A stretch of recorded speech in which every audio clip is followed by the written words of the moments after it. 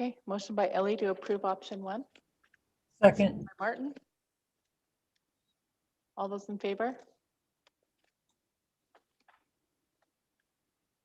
Motion carries unanimous. All right, thank you.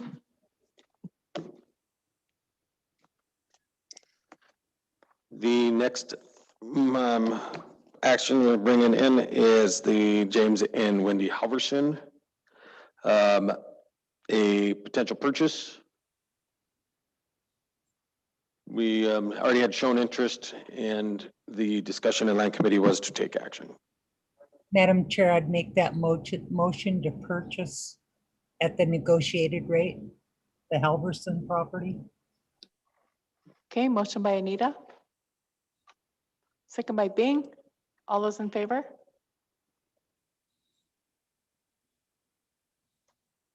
Opposed? Abstain? Mike abstains. Motion carries. Next. The next issue up that we're to bring in is the potential purchase of Shannon Burke's 1/5 interest in allotment 3014. Lynn?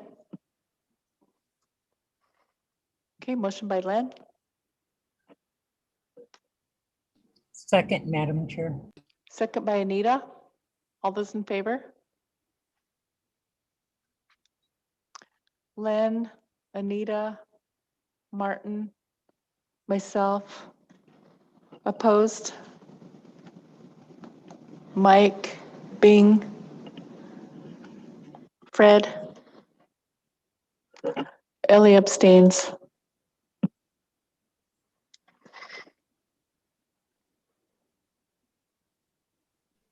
So passed, right?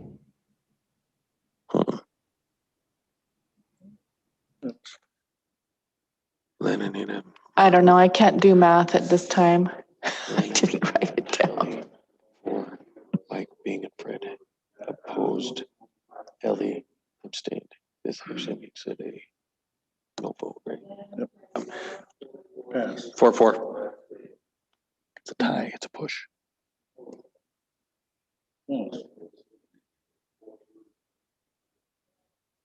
Motion carries 4-3-1. Oh my gosh, I'm sorry. Next. Next action bringing in is Leroy Morin wanted to do a potential land exchange down in the Valley Creek area, 80 acres of his property for potential 80 acres of tribes. Was brought into Land Committee, and the recommendation for Land Committee was to go ahead and take action and move forward with the land exchange. Motion, Madam Chair. Motion by Fred, second by Ellie. All those in favor?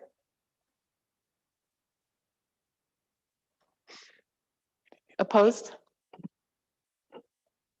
Mike, were you opposed? Okay.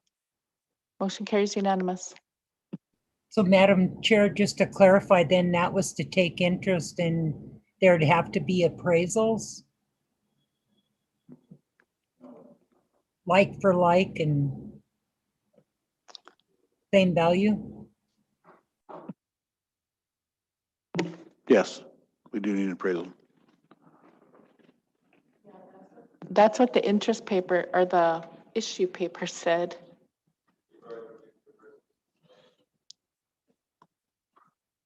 I'll work toward that end. I can't guarantee. I know in the past, when we've entertained those types of requests, whoever was proposing the exchange would pay for the appraisals. So it was my understanding that that would be in this case also. I will work toward that end. Yeah. Okay. Next, the good property. The good property. Sorry, the good property right now was to work on a contract for deed, but also to send up to Ryan Roshi, so no action needs to be taken at this time.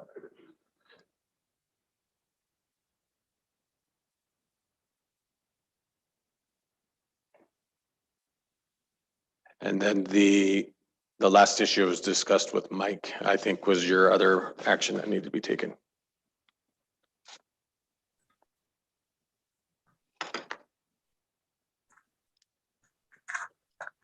Okay, do we need a motion to direct Mike to visit with the spouse regarding relinquishment? I don't believe we need a motion for that one. I think that is just that we will just move to that next step from the lands department's side Okay. of it. We'll just move forward to looking at that option. Okay, Rhonda? Madam Chair, the other action was updating the meth cleanup policy to remove the word substantially. Okay, motion by Mike to approve the meth policy, second by Fred. All those in favor? Motion carries unanimous. Thank you, Madam Chair. Thank you, council.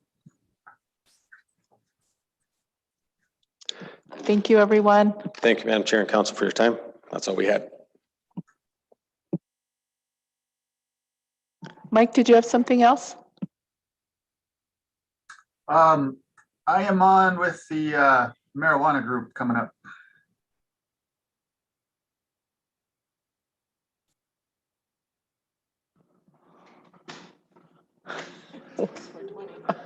Short break. Madam Chair, I need to get going, but I'll be on mobile, Zoom mobile. Short break.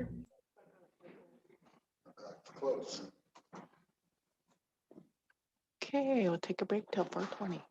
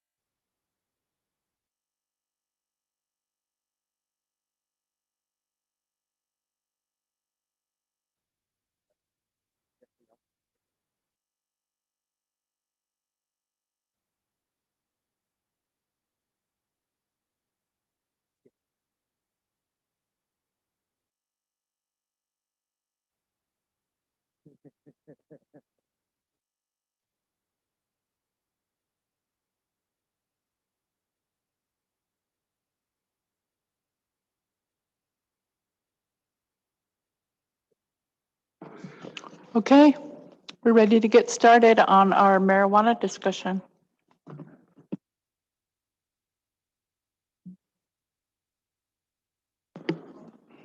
All right, looks like it's 4:20 on the dot right now, so we'll get started.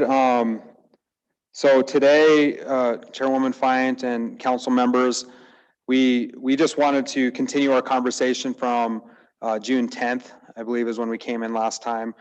We've been busy reaching out to folks and doing more research on specifically right now just the decriminalization piece of marijuana. We did, just to give you an update, we met with Tony Incashola Senior and Vernon Finley on Monday and gave them essentially a recap that we gave council on June 10th and updated them. Also told them we'd be glad to give a presentation to both of the cultural committees as well and give them that background presentation.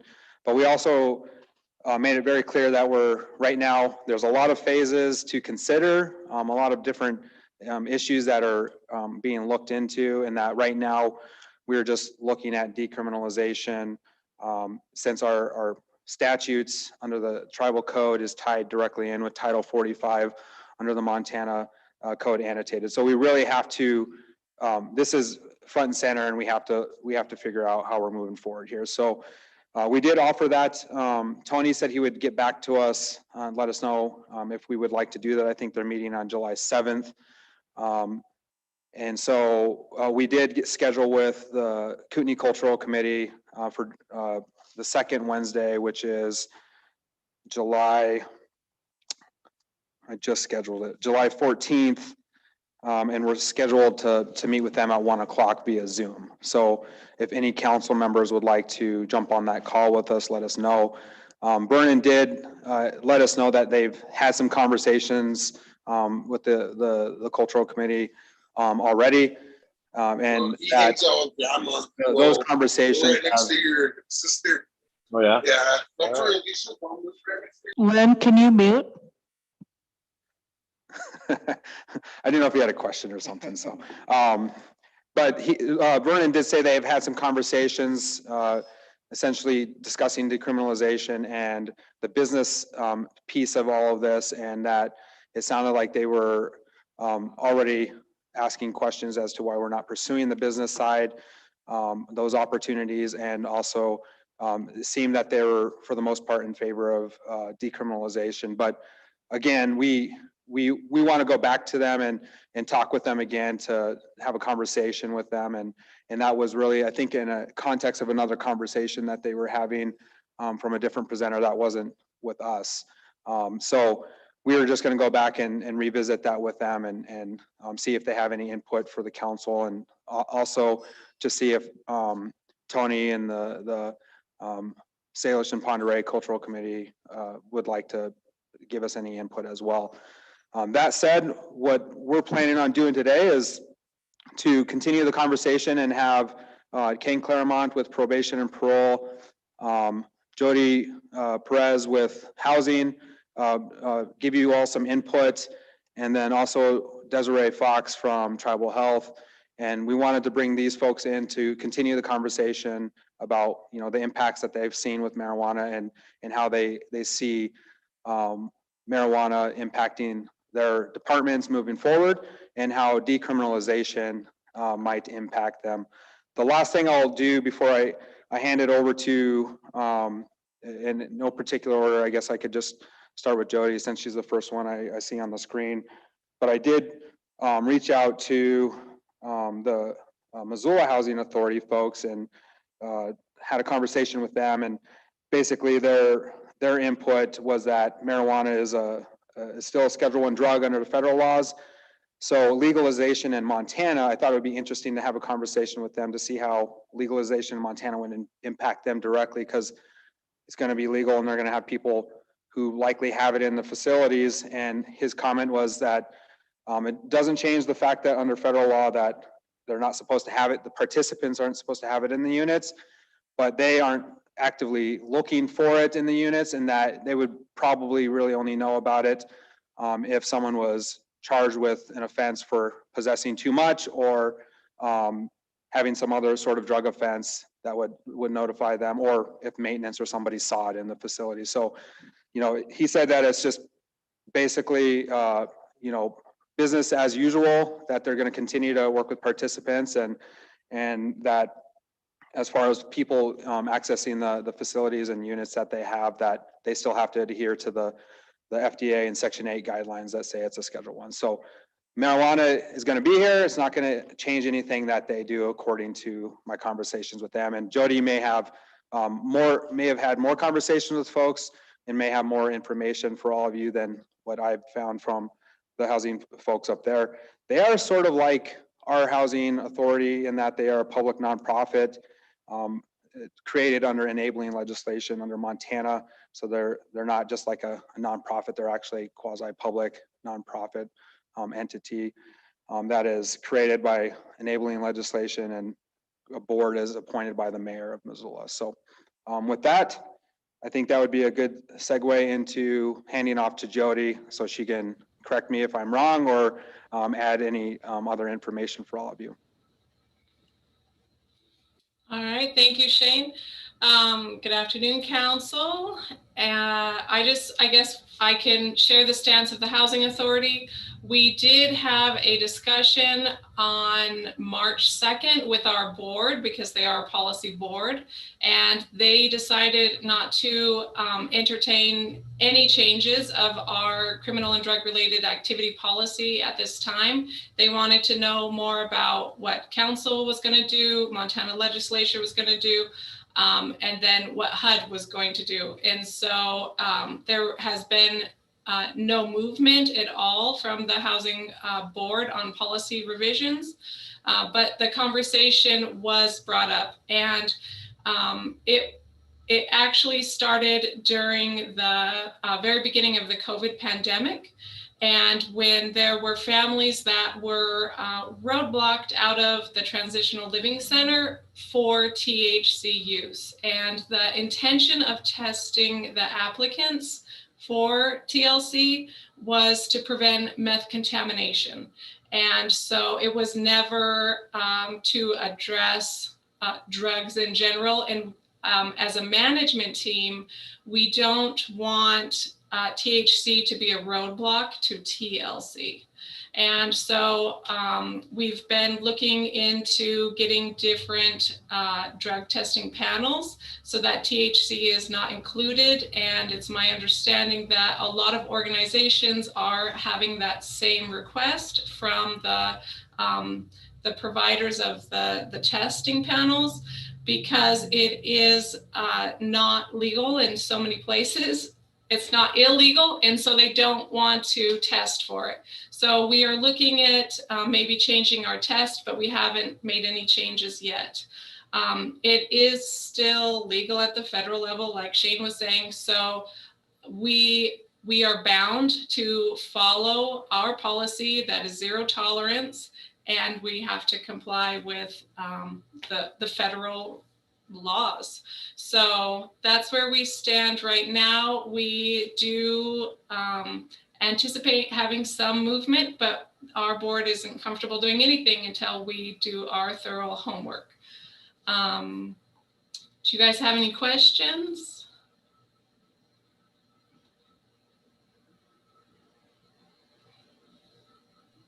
I Does it have, look like it? Thank you. Oh, go ahead, Anita. yeah, sorry, Madam Chair. So what are other housing authorities doing on other reservations, Jody? So I talked to Colville first, and they said it's still illegal with the federal government. So it's still illegal for our tenants and our staff. And then at the NEIHC board, there were probably 7 different housing authority executive directors, and they all said it's still illegal because it's still a federal drug. And there was one tribe, and I can't remember, but I think I might have sent it to Michael, who there's a dispensary. I don't know if it's like right on the reservation or right off of the reservation, but they are starting to use it as a form of income. So I could get more information if you guys want. I haven't really dug much into it because it was still new and there was not too much movement yet. And so I haven't been investigating or researching. Thank you. Thank you, Jody. Ken? Thank you, Jody. So we will, I think a recap of that is that what we know with housing authorities is that as long as it remains, illegal federally, that those authorities, for at least for the participants in the units, have to adhere to those guidelines that the feds have gave them in order to obviously maintain and access those funds still.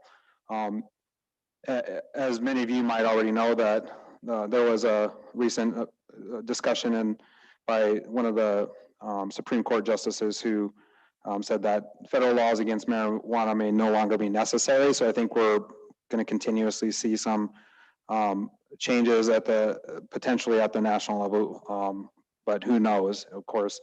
But that was made by Justice Clarence Thomas, and that was in regard to the United States having this half in, half out approach, where it's like you can't get tax benefits for businesses, but the federal government is taking on this, hands-off approach with states in regulating and enforcing, the Schedule I drug piece of it. So it is really interesting because the feds are starting to get more attention and pressure, I think, on this particular issue as well, which I think is a good segue for Ken Claremont, who can kind of talk to us about how he, I guess, can let us know what he's been doing or what it looks like right now with marijuana, maybe how he foresees it changing. One thing that he and I talked about was, one concern was making sure if we have any changes that we adjust the youth laws, because those are tied in with currently with some of our criminal laws for adults. And so we would have to make some adjustments there, but Ken can explain that a little bit better. So go ahead, Ken. Right. Thanks, Shane. Can you hear me? I think we can barely hear you, so you might have to speak up, Ken. Okay, is that a little better? Yep. No, thanks, and good afternoon, Council. Yeah, and I've discussed this also with the code meetings that we've had. And one of the changes we'd have to make to the youth code would, instead of making it a criminal offense, it would become a status offense under the laws, because a status offense is a law that if you're a minor, you can be charged, but if you're an adult, you can't, kind of like truancy, curfew, ungovernable, and tobacco. So it'd have to be changed to a status for that. And then sentencing guidelines would have to be set in there too for those drug violations. For the adult side, we have very few drug cases referred to us from the court for probation or monitoring. I'd say maybe 7% or less. So, and that's all dictated by the court, the cases we get referred to.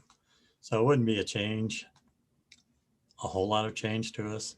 But then we kind of follow whatever the code advises us to. So, and that's pretty much the only thing we'd see.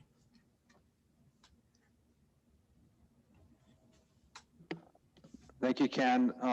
Short and sweet. I like that. And I think under Montana law, just to reiterate that, it still is illegal for individuals under 21. So that was part of the ballot initiative, was it changed the age for, or added that it's illegal for individuals under age 21 per the Constitution. So that was one of the changes in that particular ballot initiative. So we would have to have a conversation about that and structure that how the council would want, depending on how you guys want to move forward, of course. So With that, I think it would be good to just go ahead and transition over to Desiree Fox with Tribal Health.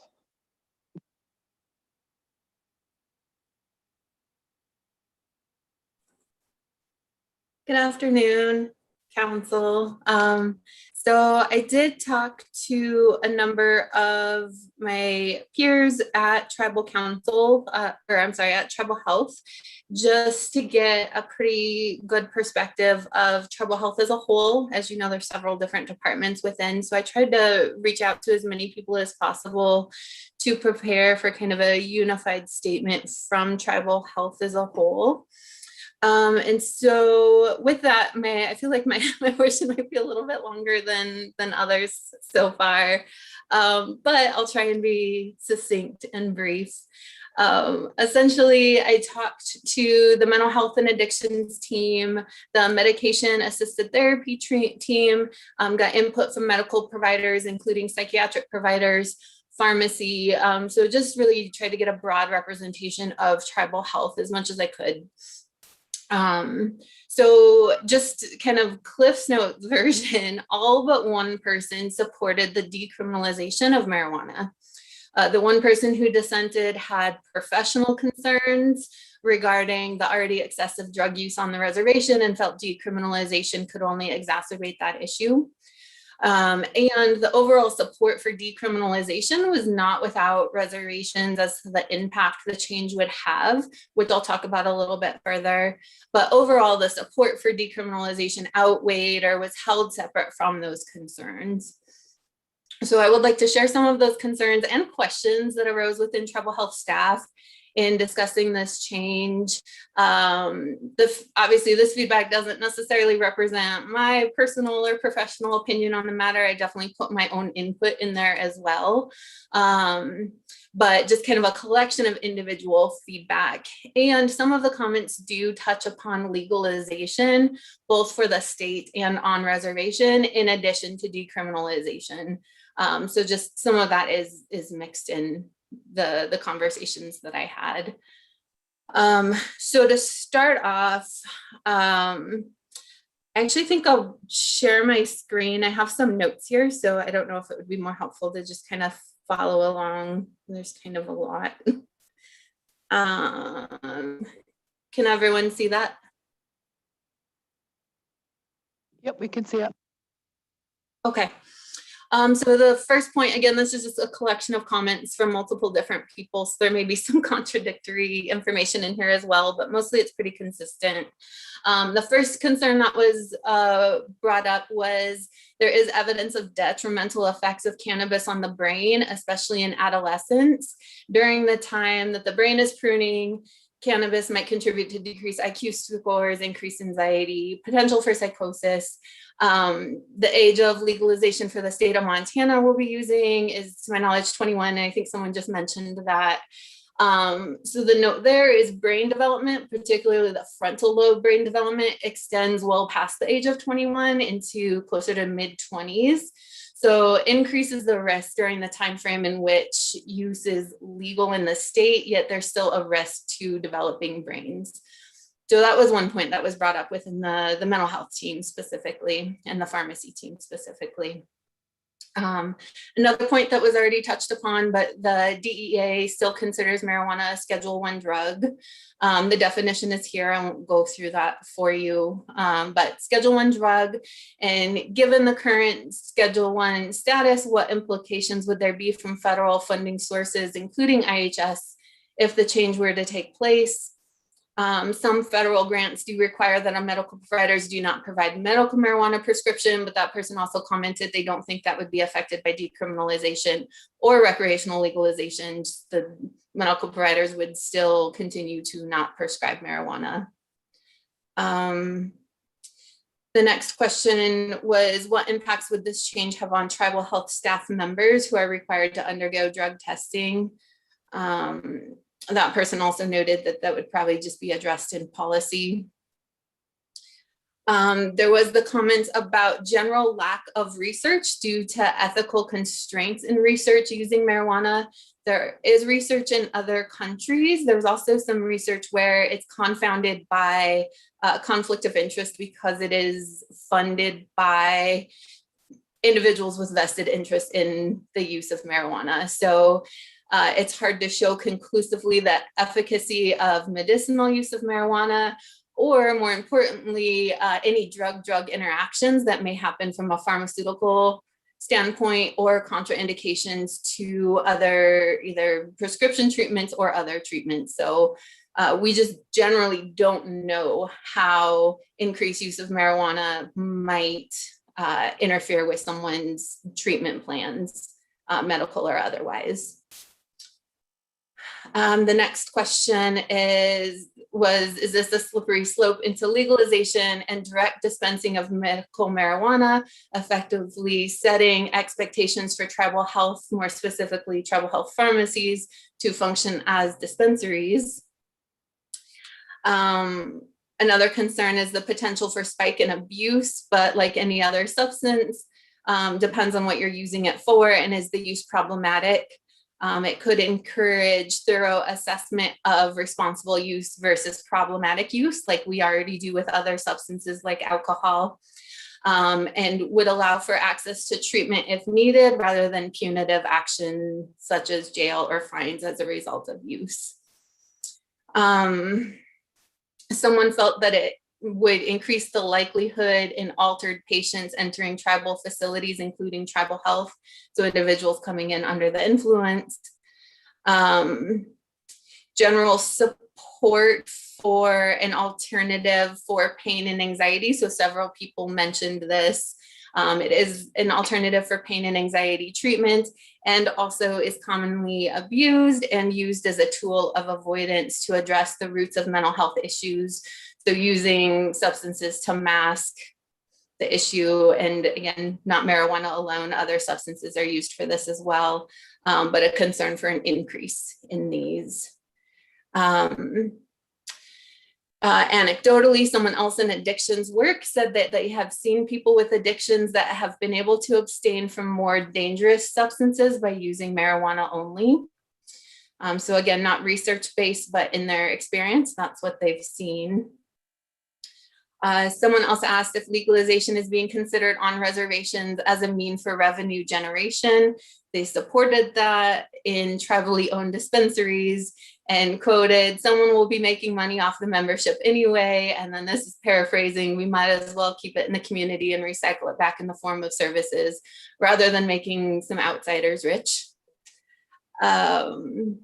And then a general comment, again, this was mentioned several times, since it's going to be legal throughout the state and the counties that the reservation borders, there's no reason to keep it illegal. People are going to have access. Why set tribal members up for increased contacts with the criminal justice system over a substance that is legal all around us? And this is adding to the disproportionate overrepresentation of Native people in the criminal justice system. So again, in summary, tribal health is generally in support of decriminalization of marijuana. If this action were to be taken, tribal health would need to and are prepared to increase community education on the risks of marijuana use despite decriminalization, increase access to treatment services for marijuana misuse and addictions, and then revisiting policy for staff and tribal health care recipients regarding the use of marijuana for employees, for opiate use agreements within the medical clinic, as well as medication assisted therapy treatments. So I know I went through that really quickly. I'm open to any questions or comments about these kind of questions and comments generated from tribal health.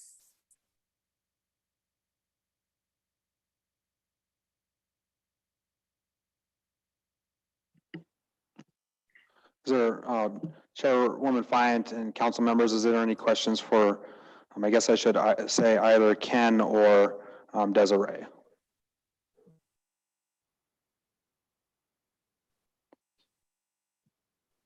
Okay. And one thing I forgot to mention is, which Desiree's presentation reminded me, when I was talking to the Missoula Housing Authority, one of the comments that they had shared with me was that in Colorado for housing uses, that they've actually used some of the revenues for increasing housing opportunities. So at least one of the partners that they've worked with has used it for benefiting individuals in areas with high needs for HUD housing and that sort of thing. So that was one comment that they made. So I guess they said there are some positive aspects to it for that they've seen in some other states that I guess maybe they're looking into the potential opportunities there too. So so with that, I guess if there's no questions, I guess I'll just ask one more time and see if there's any more questions. And if not, I can kind of give you my spiel on the next steps here.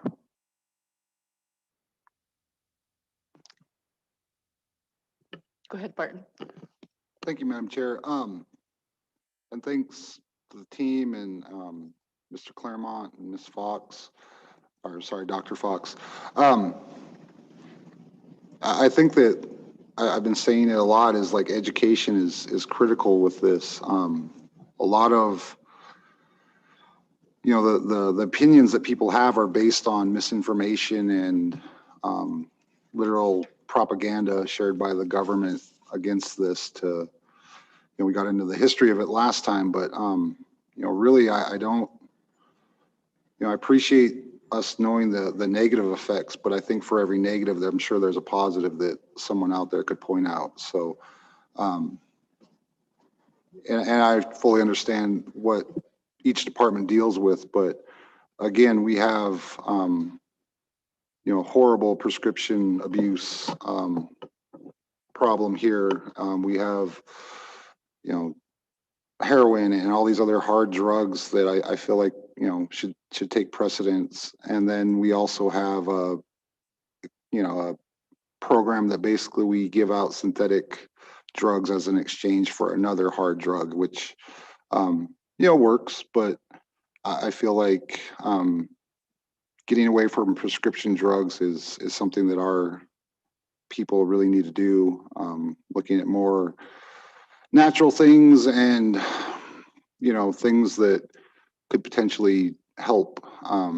You know, yes, I get exchanging one addiction for another or one drug for another is not always a good thing, but if you're exchanging something like heroin or meth or even alcohol for something like cannabis or whatever, I feel like that would be, in my opinion, I would much rather have, again, I said this last time, someone who does cannabis versus a drunk, a meth addict, or a heroin addict living next to me. And that's kind of from experience that, you know, the sad truth of where we live right now. And this obviously is not going to be the end all, or it's not the, you know, there's, I'm sure negatives can be pointed out with this as well, but, you know, we have an opportunity here, and I really appreciate you guys doing a very thorough examination of this and presenting both sides. So thank you. Thank you, Martin. So was that all of our stakeholders for decriminalization? So yeah, Chairwoman Fine, that's what we've, in response to our last discussion with you all, that's who we've planned to bring in. Unless you all would like us to bring anyone else in to continue the conversation. What we've seen a little bit is starting to see a little bit of overlap on opinions on it. And so I guess we'll leave that to all of you if you would like to see other stakeholders. And so at this point, I guess we could ask you that. And if you would, just let us know. If not, what we are thinking is to let you all stew on this for a week or two, give us the ability to go and meet with the two cultural committees, or at least the Kootenai Cultural Committee that's invited us to come talk to them, and then come back to you all at that time, and then just see if you all want to take action, you know, up or down on moving forward. And so once we do that, what we would do is, if council took a position on, you know, decriminalizing or not, we would go and put that all together for you all, work with all the appropriate stakeholders, and then bring that updated document in resolution form for you all to review and take action on. So kind of a couple steps there, but we can start with the first piece of that to see if you would like more information and more stakeholders to come in. Thoughts from council?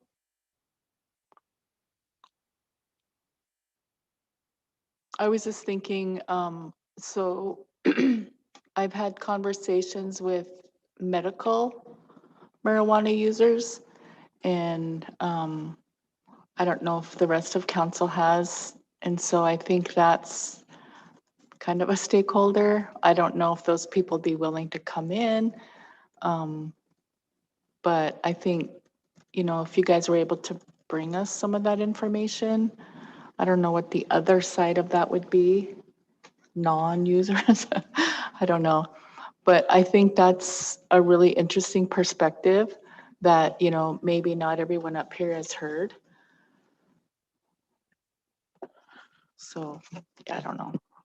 Yeah, Chairwoman Fines, I think that is an interesting perspective, and I think it overlaps with a lot of other areas too, right? Because like for example, under Montana law, you know, it's medical marijuana still exists under that, you know, regulatory structure. It's taxed at a 4% rate versus a 20% rate under Montana law. So those individuals still have to get those cards to be able to purchase medical marijuana. So we had a 4% tax rate, you know, medical marijuana will be sold likely at a lower cost. But over time, what we've seen in other states is that other states that people typically transition to recreational because then they don't have to go to the doctor visits. They don't have to jump through all the other loopholes to be able to get that card to be able to purchase. So over time, you kind of see people transition into recreational versus medical. And maybe that doesn't hold true in every single state, but from the ones that I've looked at, that's been the case for the most part. But under Montana law, they will still as we talked about last presentation, there's I think around 240 medical marijuana providers. All of them have first bite at the apple in the recreational industry in Montana. So they all have the option to start selling recreationally and to still serve medical marijuana patients that come to them as well. But they have the ability to transition into recreational starting January 1 of 2022. They'll have essentially the market, they're grandfathered in, so they'll have the market for the first 18 months. At that point in time, other providers will be able to access and start selling across the state as well, outside of those medical marijuana providers. So they did that because those providers are already existing, had all the infrastructure and stuff, and that was the best way to try and make a fair playing field for people who've already put in the work and infrastructure in Montana. So that's kind of the landscape of medical moving forward, and you know, maybe it's different in Montana, and maybe it will be as far as whether or not those people continue to access medical, and we don't see a change like we have in some states with those folks transitioning to recreational.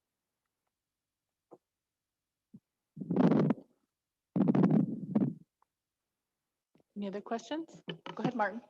And I guess one group that we haven't heard from, which I'm sure they'd be very pro, would be a provider. Maybe to hear what, you know, their take is, what their feel on having a dispensary on the reservation for X amount of time, because obviously it's successful, because I don't think other ones would be opening up if it wasn't. So I think that would be a kind of an interesting take to find out, you know, how they operate, or you know, like I said, I did hear that some dispensaries won't sell to tribal members. Someone messaged me and told me that that's not true, that some will. So that's always an interesting side to kind of hear. I don't know how you get both sides on that. I guess you get the anti people protesting out there if you want. So yeah, I know this for us. It's hard to really kind of, you know, categorize these separately, because once you start talking about one, all these things start to kind of fold in together, and so that's why we really just kind of try to focus on I definitely think the providers and the medical folks are would be stakeholders that we'd want to bring in. and maybe fold into like the regulatory discussions, legalization discussions, that sort of thing. And decriminalization isn't necessarily saying we're going to legalize it here and regulate it and tax it or any of that kind of stuff. Decriminalization is just saying we're not going to charge these folks for these certain possession offenses under tribal law, so that they're not entering the criminal justice system and all these other conversations we've had too. So it is a little confusing though when we bring in like housing and stuff, but we brought housing in and tribal health and those folks because I think tribal health touches it in so many different places. But I think it's also really important to get that perspective of how is that going to impact programs, that especially funds from federal programs that we get. And I think what we've heard is that they're not going to impact the programs because they're going to still have to follow those particular federal laws and make sure they're still implementing those zero tolerance policies and that sort of thing. So decriminalization itself won't change that. And even if the council decided, I think in the future to regulate or legalize, those are still things we would have to keep in the back of our minds on those future discussions as well. So you mentioned legalization and regulation. Are there other things you're going to bring to us? Yeah, there are. So we in our topics, we have, we initially wanted to talk about the current status and, what it is, federal, tribal, state, and then, decriminalization, because that, as we mentioned, ties directly into our laws because we've adopted Montana laws under Title 45 for the misdemeanor offenses for marijuana possession. But there will be other discussion topics that I think will get more even thorough discussion as well, such as, on-res operations, medical uses, recreational, regulating that, taxation discussions, if the council, depending on how the council wants to move forward in the future, revenue sharing discussions, individual business sales. And so like with hemp, we have the regulatory side of hemp, but then we have the discussion with economic development of should we enter the business of running a hemp farm, so that would be a separate discussion as to whether or not the council wants to move forward and, entering the industry, which is completely different than just saying we're going to regulate it or legalize it or decriminalize it. So that would be a separate discussion. There's also part of the legislation, state licenses that were granted under the state legislation for dispensaries and for grow. So that's a combined use license is what they call it under the state statute. And then liability. And then we've talked a little bit about the policy implications, such as housing, probation and parole, and tribal health. But one that came up today would be, how would the council want to move forward on something like employment with personnel, such as pre-screening testing for employment opportunities here. So, would it be something that the council is going to say, you can't get hired for this in the future if this shows up in your system, especially if it's not criminalized and or it's legal here or illegal here still, depending on how you guys want to make a decision on that. So those are all things that are on tap for us to still come in and talk about. No, expungement was part of that too. So that was one other piece. So I don't know if Jordan or Mike are sick of me talking and would like to say something at some point, unless they think that's all the topics that we have so far. I'll just add, I think it's kind of like a decision tree. And so the first one is decriminalization. And if you guys don't decide that you want to decriminalize, then I think it just ends there, right? Then I think we just keep everything as it is and we don't have to go further. If we want to decriminalize, then we look at further down the road. It's like, all right, well, do we want to even go further and start regulate, start taxing, start selling, but we're not there yet. I think we're just kind of looking at the lay of the land to see if that's something we want to go forward with. So I think we're nearing the end of that conversation. Like Shane mentioned, we have the culture committees discussing it over the next 2 weeks. And so We'll be interested in hearing what they say. And I think Shane asked if anyone would want to attend those. I think we got invited to the Kootenays. I think we're still waiting to hear back from SPCC.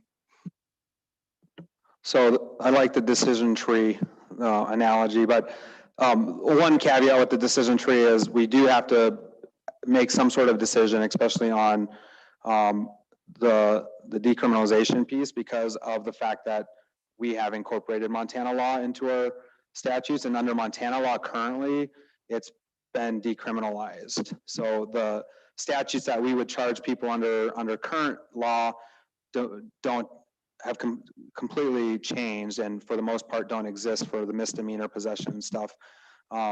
So we would have to adjust. But again, as Jim Taylor mentioned last time, he said, well, that's complicated because we passed that in 1994, adopting Montana statute, but we haven't adopted necessarily the amendments, there's been around 20 to that particular section of the Montana code. So whether or not we are assuming that we just automatically adopting the current versions or not, we would have to make a decision on that as well, or whether or not we're going to just decriminalize and adjust our statutes altogether. So that's what we would want to come in next time and update you on the cultural committees, and then see if the council wants to make a decision on that. Cool. Lots to learn. I was going to ask Rick, council is set up to meet with the culture committees in July, right?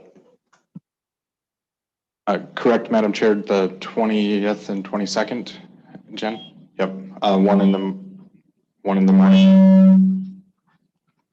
One in the morning and one in the afternoon. Meeting with one of them in the 1 a.m.? I just, no. One of the groups in the morning session on the 20th, I think, teasing. or the 22nd, afternoon of the 20th. Yeah, so I do have your one item for sure that we'll discuss, and if there's any aspects of this that you'd like to add to the agenda, we can. Okay, Martin? And I did attend the last Salish Ponderay Elders Committee meeting and kind of informed them that we were looking at this, and kind of told them that we could bring the legal team in to visit with them as well, because I knew that was one of the places that we wanted a decision or advice from. I know council, that was, we had already gotten the Kootenai Elders Committee's kind of report from Vernon, but Tony said he'd probably have to call another meeting because they adjourned for summer. So if we could piggyback that one or something, I think that'd be great. Jen, if you can add that to the list, thank you. Okay, any other questions, comments? Chairwoman Fine, just one clarification. What day was that? The 20th? Okay. Okay. So the 22nd in the morning. Okay.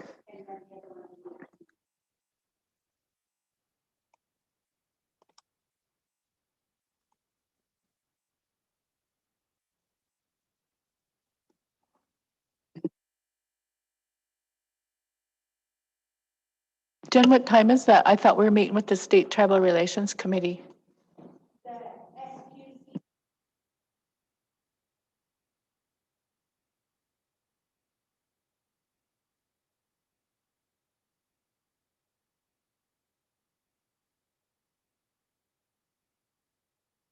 All right, thank you, gentlemen. Okay.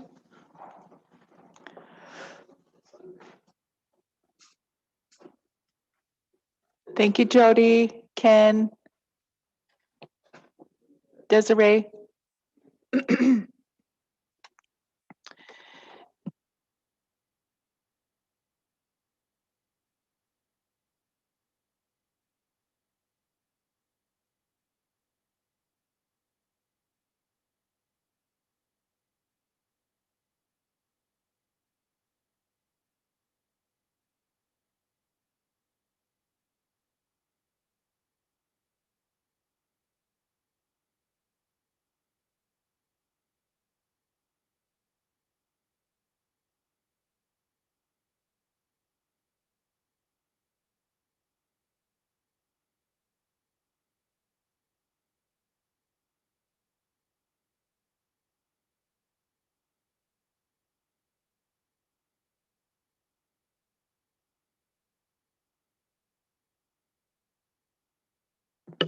Fred, I'm shedding tears. This could be your last motion to adjourn. Well, I'll be around for another week, so. Sure you are. Motion. Go ahead, Dale.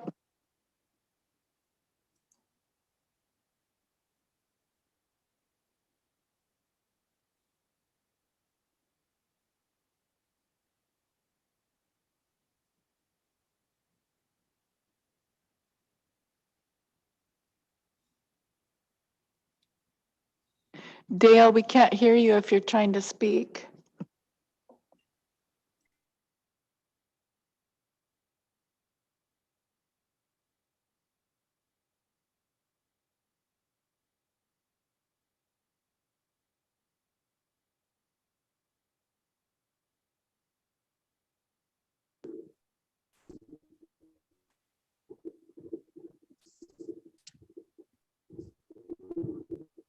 Go ahead, Dale. Hello. Oh, finally, I'm on. I am on the road right now, so hopefully I stay connected. So can you hear me?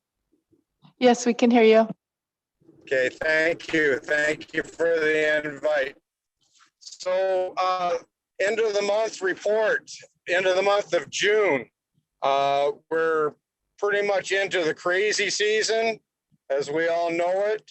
The population explodes about double. And so there's a lot of people here coming and going. So, you know, accidents is pretty accident prone, but we'll get through it. And also we're getting into some pretty warm weather. I would say hot weather. And our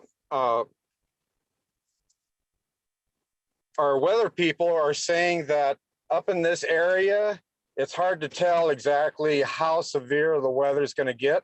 So they're talking that the most severe area that is in the past for real hot weather is the Jocko River, Flathead River corridor area.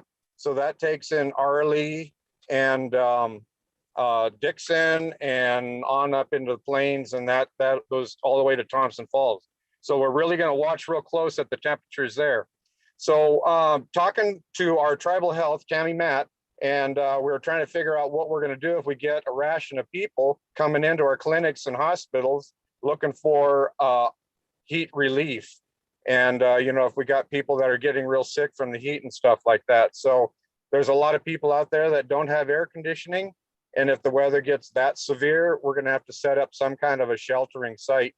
And right now we're looking at possibly the center down there in Arley. It's air conditioned and it's got a nice floor area.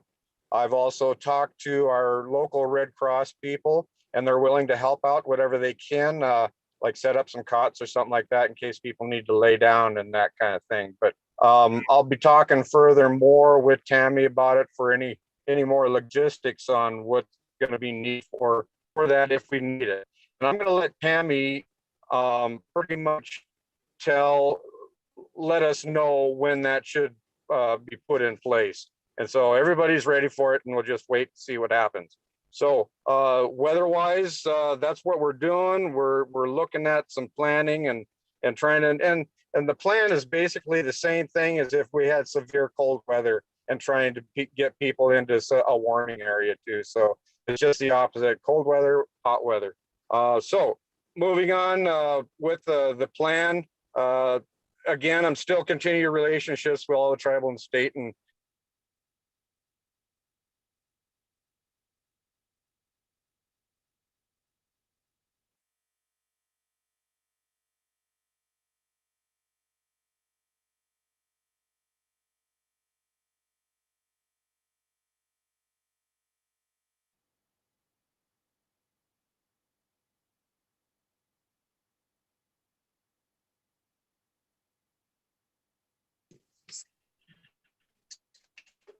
hello, can you hear me?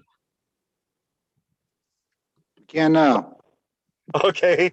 I don't know how long ago did I cut out? Hello? Just a couple seconds ago. Go ahead, Dale. Oh, okay.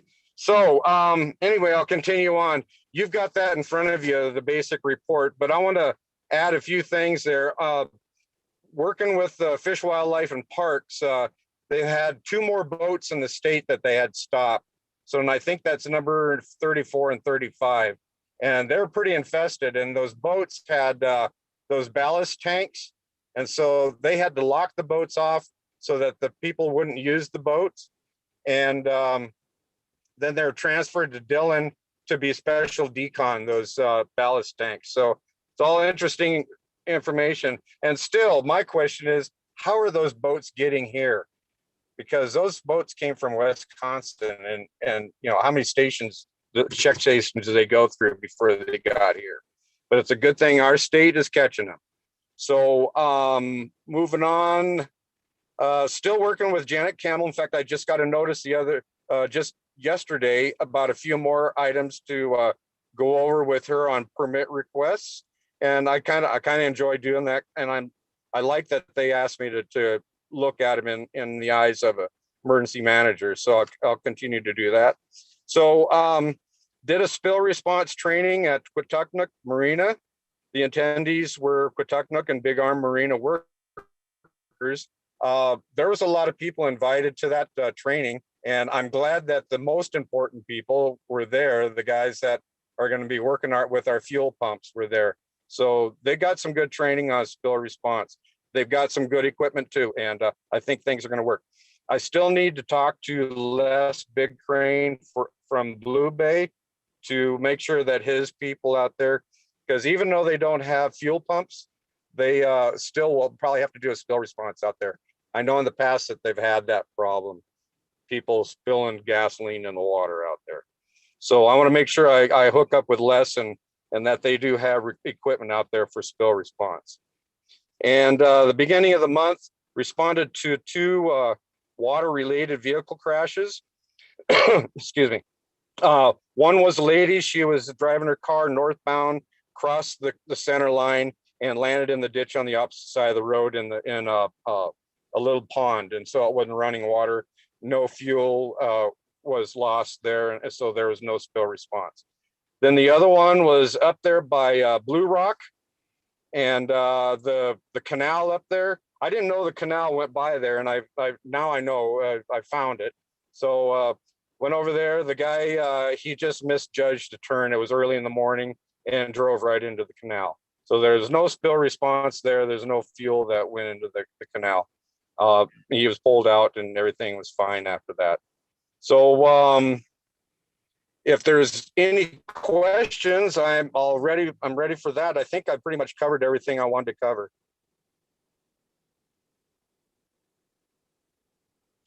Hello. I don't see any questions from council. Thank you, Dale. Madam Chair. Go ahead, Martin. Dale, I appreciate what you guys are doing for the Arley community. Is there any plans to do anything up here for like cooling stations or anything along those lines up past Mission? Nothing that I've talked to Tammy about that, and she said that if they come in to the clinics, that they'll take care of her, take care of the people then, and make a determination on if they're real sick from it or if they just need to get out of the heat. But that's the only thing that we've got set up right now if they come into the clinics. If we get a ration of people from this area, like the Ronan or the Polson area, we can set up shelters there too. We're pretty flexible.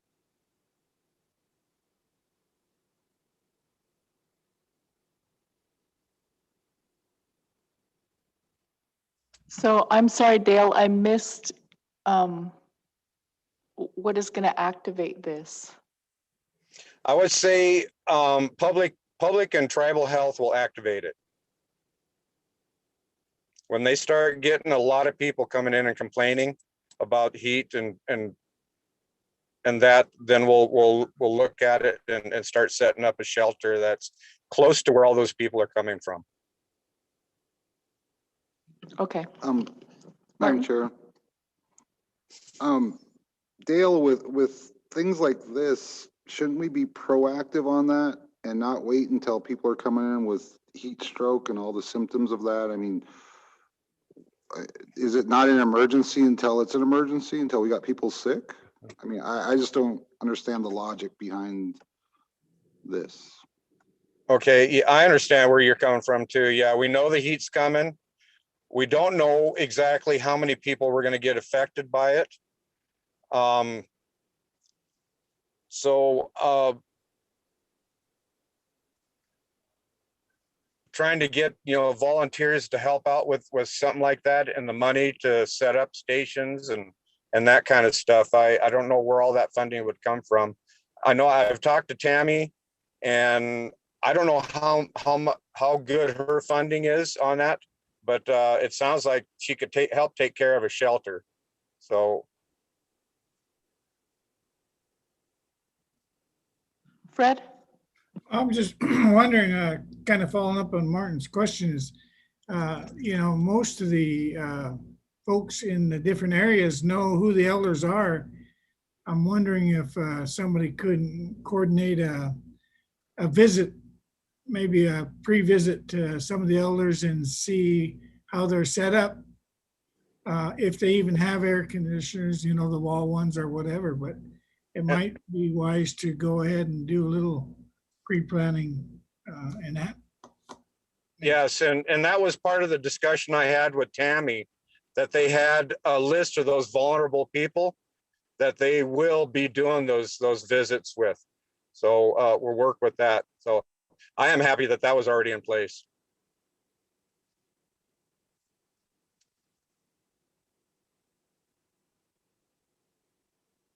Okay, anything else?